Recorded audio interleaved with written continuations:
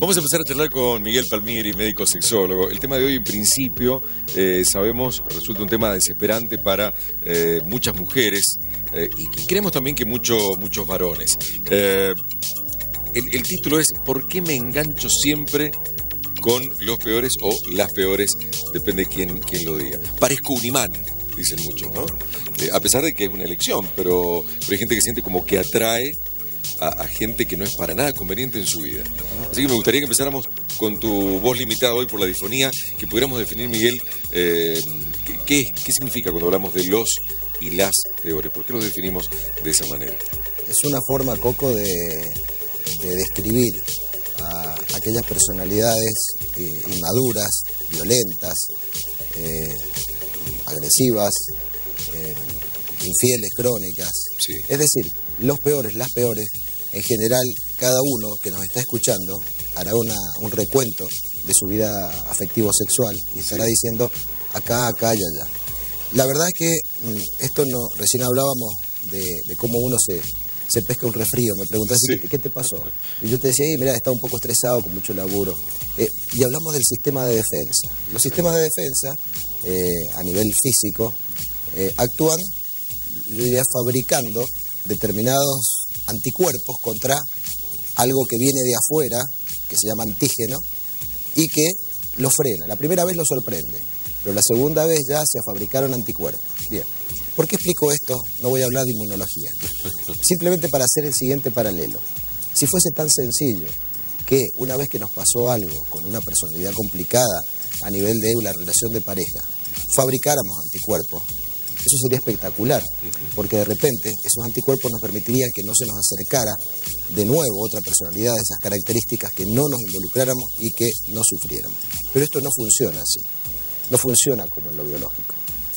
También en lo biológico sabemos que se fabrican vacunas, las inmunizaciones. Sí. Y las vacunas lo que hacen, después de tomar todas esas dosis, es inmunizarte, en muchos casos 100%. Correcto. Bien, acá las cosas que nosotros vamos a decir no son inmunización 100%. Nosotros no pretendemos dar recetas 100% infalibles.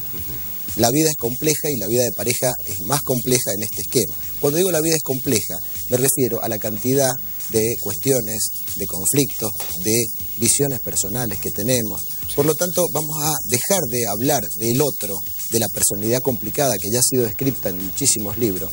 Y hoy lo que queremos hacer es decirle a la gente que nos está escuchando que se fije si alguna de las características que vamos a mencionar están en su personalidad o están en su vida, y que se fije que eso se llama vulnerabilidad. Mira, Coco, en gestión de riesgo, yo trabajé muchos años en este tema, gestión de riesgo de desastre. Nosotros mencionábamos que habían dos elementos que eran los que iban a dar el riesgo. Por un lado estaba la amenaza y por otro lado estaba la vulnerabilidad. La amenaza es aquel factor externo que hace que se pueda producir riesgo o daño. Muchas veces no tenemos posibilidad de operar sobre esa amenaza. Un volcán, sí, no lo podemos mover al volcán. No podemos decir, estamos en una zona sísmica y voy a sacar esa zona sísmica. Bien, entonces, ¿qué se hace? Se actúa sobre el otro aspecto. El otro aspecto se llama vulnerabilidad. La vulnerabilidad es ese factor intrínseco susceptible de sufrir daño. Repito, un factor intrínseco metido adentro de nosotros o de la comunidad. En gestión de riesgo se habla de la comunidad. Una comunidad que, por ejemplo, no está preparada es una comunidad vulnerable. A nivel individual, si nosotros no estamos preparados, somos más vulnerables. Ese factor interno de susceptibilidad al daño, esa vulnerabilidad personal que nosotros tenemos, es la que nos expone a esas amenazas. Sí. Entonces, la fórmula para bajar el riesgo a cero no existe. La prevención a cero no existe. Pero sí podemos minimizar, disminuir notoriamente esa posibilidad de riesgo trabajando sobre nuestra vulnerabilidad. Bien. ¿Y cuáles son esas vulnerabilidades? ¿Avanzamos o me querías hacer alguna pregunta? Me gustaría preguntarte algo, pero prefiero que hagamos una pequeña pausa y vamos a ver qué nos dice la gente hasta ahora sobre este tema, Majo. Adriana Puebla, Coco, súper interesantes los comentarios. Dice lo siguiente: yo, al igual que Florencia, mi sobrina, hemos llegado a la conclusión que tenemos imanes para este tipo de personas.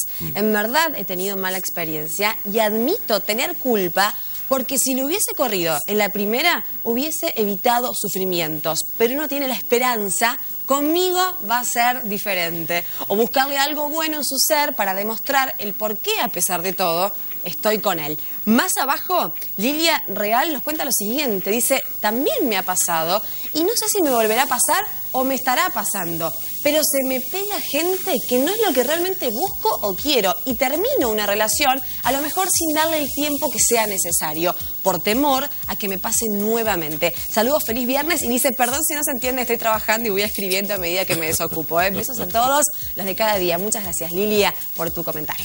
Gracias, Macu, y gracias a Lilia por ese ratito que le roba el trabajo para dejarnos su comentario. Todos los testimonios nos sirven, nos importan, suman a lo que estamos... Yo te escuchaba atentamente, Miguel, recién, pero me sigue quedando la duda. ¿Ese peor o esa peor es peor en sí misma o es en relación al otro? Porque, en definitiva, como decía recién, es uno el que elige. Y puede ser que lo que nos parece nefasto o nos fue nefasto en una relación sea maravillosa en otra. Y una persona que a nosotros no nos resultó como compañero de ruta, en otra relación anda perfecto. Claro, aquí habría que diferenciar dos cuestiones.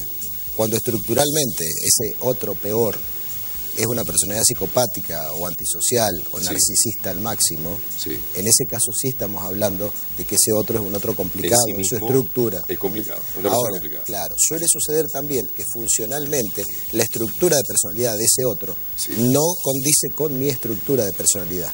Y ahí empezamos a chocar sin que el otro sea una personalidad psicopática, manipuladora o narcisista. Bien. Nosotros no queremos hablar de eso, sino que queremos hablar del extremo. ¿Por qué? Porque si no hay una personalidad psicopática, manipuladora o narcisista al extremo, como las que acabo de mencionar, la otra relación puede terminar de una manera más funcional. A nosotros nos preocupa en consultorio esta repetición de enganches con ese otro peor, pero relacionado a esto, a esta estructura, yo diría, bastante compleja de personalidad. Y se ha descrito mucho, por eso ahora nosotros nos vamos hacia la persona que es susceptible, vamos a usar el término víctima, pero para que se entienda realmente. No vamos a hablar del victimario, sino de la víctima. Pero quería volver sobre las preguntas o sobre los aportes que habían hecho los televidentes. En el primer comentario a mí me interesaría que cambiara, por favor, la palabra culpa por responsabilidad. Ella no es culpable de eso, porque si encima que le ha pasado eso se siente culpable, está teniendo una doble victimización. Uno va viviendo la vida como puede, o sea, en esto tenemos que tener en cuenta que somos todos seres vulnerables. La vulnerabilidad existe, por lo tanto no podemos jugar a ser Superman o Superwoman.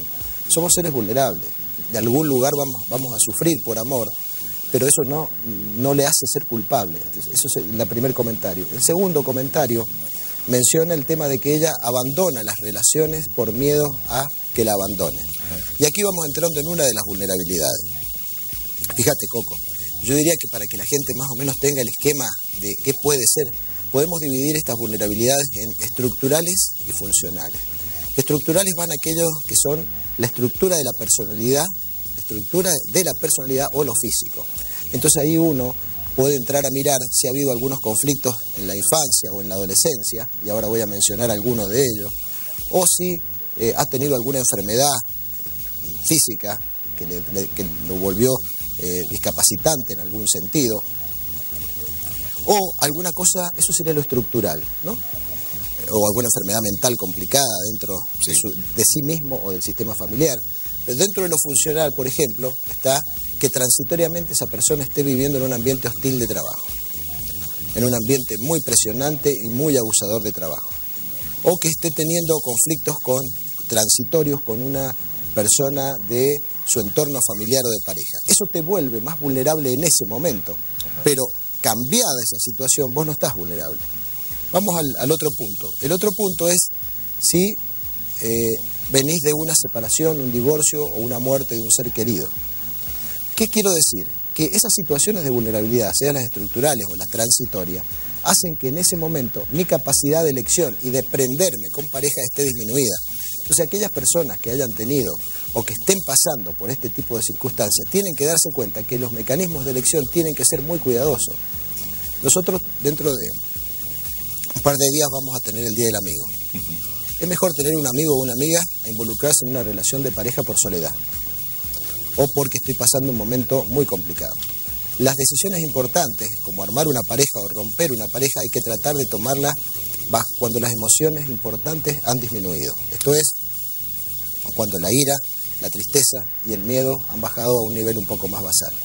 A veces llegan a consultorio parejas que están queriendo tomar ahí la decisión, sacarse la ansiedad rápidamente. Y una de las cuestiones que les decimos es que el primer objetivo del tratamiento es disminuir las emociones a lo mínimo antes de tomar decisiones importantes. Bien.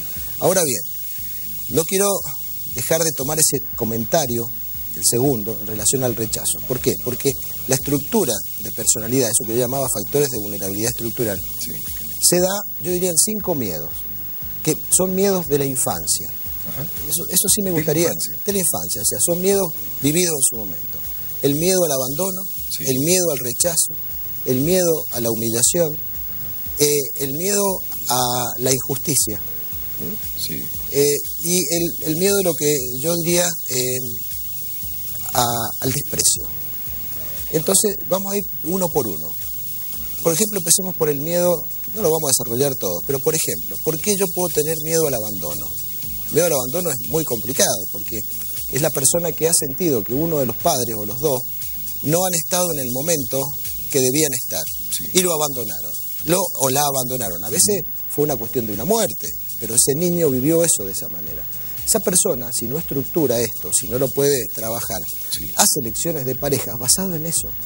Son personas que están permanentemente atentas a que no las vayan a abandonar. Entonces empiezan a ceder ante este tipo de personalidades muy complicadas porque tienen muchísimo miedo al abandono. Ahí pegadito tenés el miedo al rechazo. El miedo al rechazo se da, por ejemplo, en padres que han sido con poco contacto físico, que a lo mejor han sido muy diligentes en cuanto a darle a los chicos, a sus hijos, un buen pasar económico, pero Sí. que han tenido poco contacto físico. ¿Vos sabés cómo estructura eso? Son personas que sienten como que en realidad no fueran merecedoras de tener un cariño sincero. Están con un permanente miedo al rechazo. El miedo a la humillación tiene que ver, voy a tomar Sí, un sí, poquito. por favor, damos un descansito. ¿Querés que hagamos una pequeña pausa y descanso para tu voz de paso? Bueno, cómo no. Y veamos qué nos dicen las redes sociales. ¿Sí? Cómo no. Nos quedamos con esto de los miedos igual. A ver, Majito. Un comentario en Facebook. Coco, ya mismo vamos a él. Aquí está Evelina Mailén Videla. Dice, tengo imán para gente tóxica, pero no aprendo. Es que espero que conmigo sean como yo espero, dice Evelina. ¿Y qué se repite mucho en WhatsApp, Coco? El comentario, espero que conmigo vaya a cambiar, espero que conmigo sea diferente al resto. Este es el comentario que se repite una y otra vez por nuestro WhatsApp. Bien, buenísimo, buenísimo. Volvemos al tema este de cómo los miedos desde la infancia estructuran a la persona y repercute luego en esa elección, en ese querer armar pareja. El título ha sido todo el tiempo, toda la charla, ¿por qué me engancho siempre con los o las peores? ¿No? Y se repite mucho, como bien decía Majo, esto de parezco un imán. Nos quedamos, Miguel, en el miedo al rechazo. Al rechazo, a la humillación. A la humillación. Y sobre todo iba a hablar un poquito, cerrando ya la columna, Sí. del miedo al castigo. Sí, El castigo a la injusticia. Padres que a lo mejor han sido muy controladores, Sí. muy agresivos, muy de esto está bien, esto está mal. claro. Han sido un poco injustos. Y en definitiva tenemos como mucho temor en esos momentos a ser tratados de esa manera. Exacto. Esto origina que establezcamos relaciones con personas desde el miedo Ujú. y donde permanentemente estamos interpretando todo como una agresión. Esto es sumamente complicado porque la otra persona, sin a lo mejor ser una personalidad paranoica Sí. o psicopática, siente que permanentemente lo están evaluando.